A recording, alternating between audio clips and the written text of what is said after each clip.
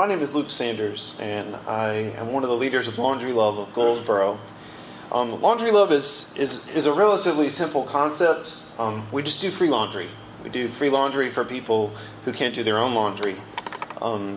Many of the people who are our clients, they don't have a way to do their own laundry. Either they have large families and live in poverty. A lot of our clients are homeless people that live in the area around the laundromat that we use over near the Walmart. Many of you are familiar with the Spence Walmart. So just people who can't do their own laundry. It's just as simple as that. We just invest time and detergent and money and give people free laundry. A lot of people who live in this area who are homeless, it's easier for them to get new clothes to them than it is to wash the clothes that they have. And so it is a way for us to invest in them and invest in their lives.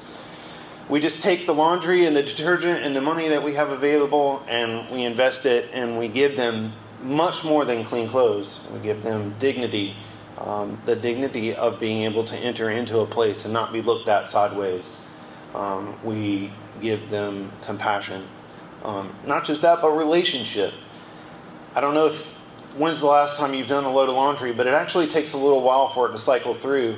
I always forget mine between the wash and the dryer, and so it takes me all day to do one load of laundry. Fortunately, in a laundromat, you're very focused, and you can get it done usually in about an hour and a half between washing and drying and waiting. But in that hour and a half, something really special happens. And that's really what I love the most about Laundry Love, is that you get to enter into a relationship with people that you would normally never talk to. I don't know when the last time it is that you've spoken to someone who was homeless, but there are plenty of them that live right here in our city. And I want to tell you about one of them.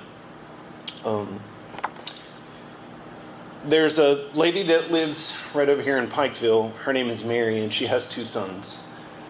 One of them is Kyle, and one of them is Matthew. And they're twins. So you may have seen them around town. They're both redheaded, and they're usually pretty bushy, bearded. But you'll see them sometimes walking down the road, Matt and Kyle. And they're some of our regulars. They're both homeless. Kyle has been homeless for several years. Both of them are addicted to drugs, heroin and meth.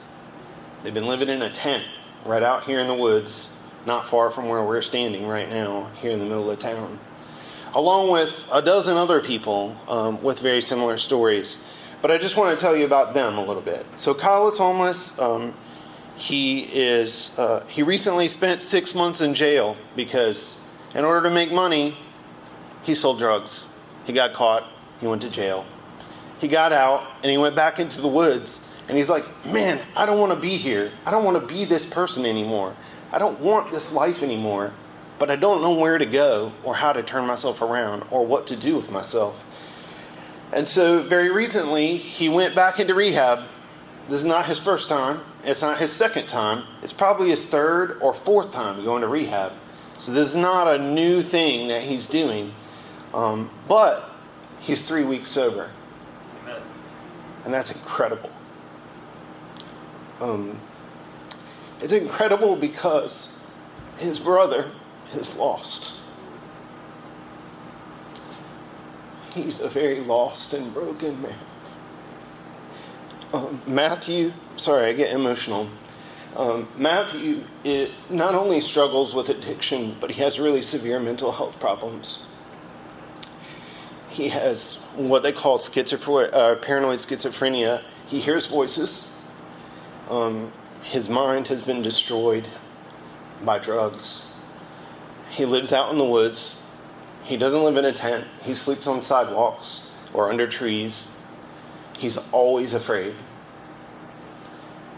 He, I would say, is a person straight out of the Bible. You read stories in the Bible about men who are crushed by fear and crushed by addiction and isolated, cast out from society. And Jesus went to them, and he loved them, and he set them free. And I know doing laundry is a small thing, but it adds something extra when you take the time to relate to someone, and you hear their story, and you enter into it with them.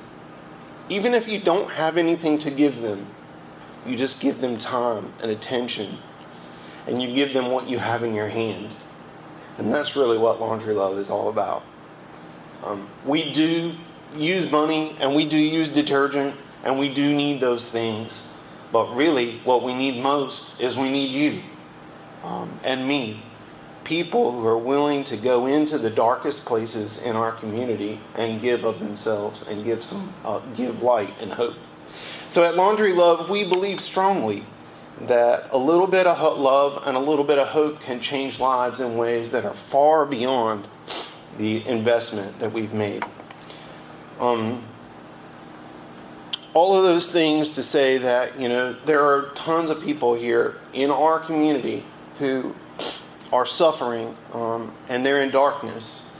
And we're sitting here, and we have the light of God's Word, and we have the light of hope, and we have comforts, and we have wealth, and we have all the things that God's blessed us with. And there are some of our neighbors around us that desperately need just not even the things that you have, but just a little bit of your time and a little bit of your attention. So Laundry Love, how can you help? And this is something that I just really kind of want to drive home, is that at Laundry Love, we can wash clothes. We can give people a day of dignity, of clean clothes, of feeling like a human being again. What we can't do is we can't change their lives. But you can, because you can pray for them. Prayer changes lives in a way that no amount of detergent will. And so that's one way that you can contribute to the mission of Laundry Love. You can pray for Kyle, and you can pray for Matt. Kyle recently celebrated his 3-week token from AA for being clean, for being sober. It's not his first time, but I hope it's his last. And if it isn't, we'll do it again. And we'll keep doing it. And we'll keep getting up again and again.